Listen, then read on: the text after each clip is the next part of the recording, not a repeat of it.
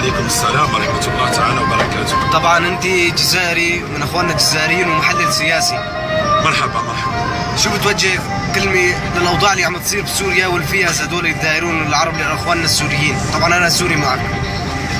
والله يا حبيبي شو بدي احكي لك وشو بدي اقول لك وشو عم سولف لك وشو. والله انتو سوريين صحيح؟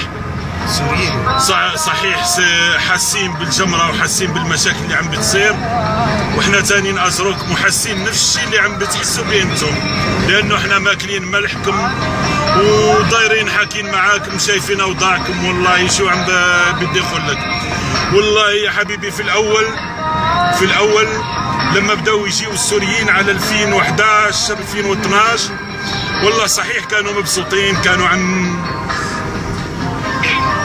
2013 14. يا اخي هالحكي مزبوط، طبعا حكيك مزبوط، بس نحن بدنا النتيجه اللي الاخوان العرب الغرب عم بتساوينا فيزا للسوريين.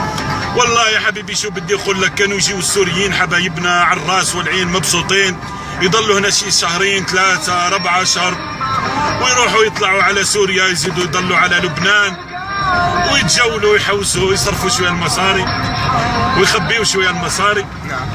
وهلا صارت فيزا على مغرب، فيزا على الجزائر صاير فيزا، على تونس كمان فيزا، على امريكا فيزا، بريطانيا فيزا، على السودان فيزا. شو كاين في السودان؟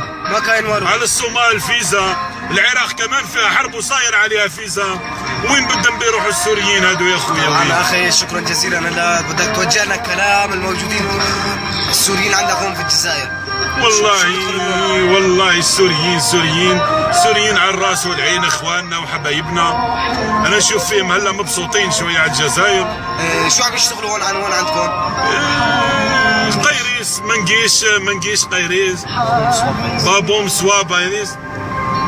طبعا عم بيروحوا على المنقيش. يروحوا على المنقيش عم يلموا شويه مصاري عشان تماريه، عشان مشان الجماري يعني. تماريه يعني لحمه قيرين جزائر قيش. قيريس جزائري قيس. بابهم صواب قيم داشي. بابوم سوام قيس. كسير. وجزاكم الله خير يا جزائري. يا اخوي انتم مع الراس والعين، كل سوري عم يسمع الحكي هذا يجي. الجزائر فيها مصاري، واللي بالجزائر ما يخاف يجوع ما يخاف ولا شيء، على الراس والعين. احكي كمان على الجزائريين، على السوريين اللي بالمغرب، قول لهم يجيوا على الجزائر ان شاء الله. يا اخي طبعا هذا بدنا نختصر الموضوع والله. يا اخي انا